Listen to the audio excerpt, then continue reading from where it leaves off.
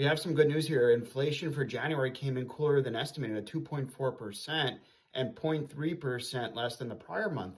So inflation's coming down. The Fed really needs to cut interest rates now. We have inflation on the ground, according to Trueflation, which I think is a more reliable metric with millions of data points and price points reflected, real-time data.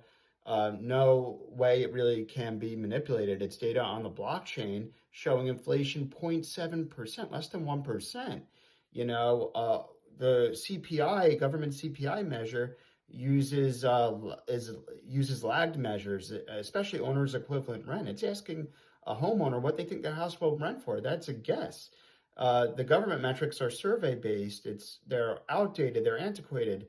Trueflation is data on the ground now, and I rely on that more. So the government data is finally catching up to reality.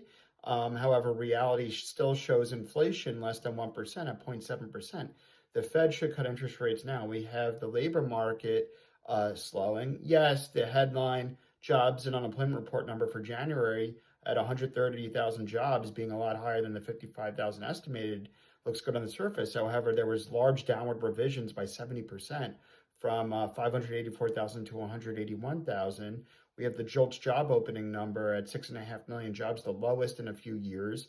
And the quits rate, the Challenger Grain Christmas quits rate is the highest since 2009, right after the great financial crisis. The Fed needs to act now so they don't repeat the same mistakes they did in 2021 when inflation was surfacing from the COVID shutdowns and supply chain disruptions. Inflation was up over 3%. The Fed didn't raise rates. They waited till 2022, a little bit too late. And as a result, they had to jam the brakes quickly, and it caused rolling recessions throughout the economy. They should repeat the same mistakes now. They should be a little bit more proactive so that doesn't happen again. They shouldn't, as they're driving forwards, they shouldn't look through the rear view mirror.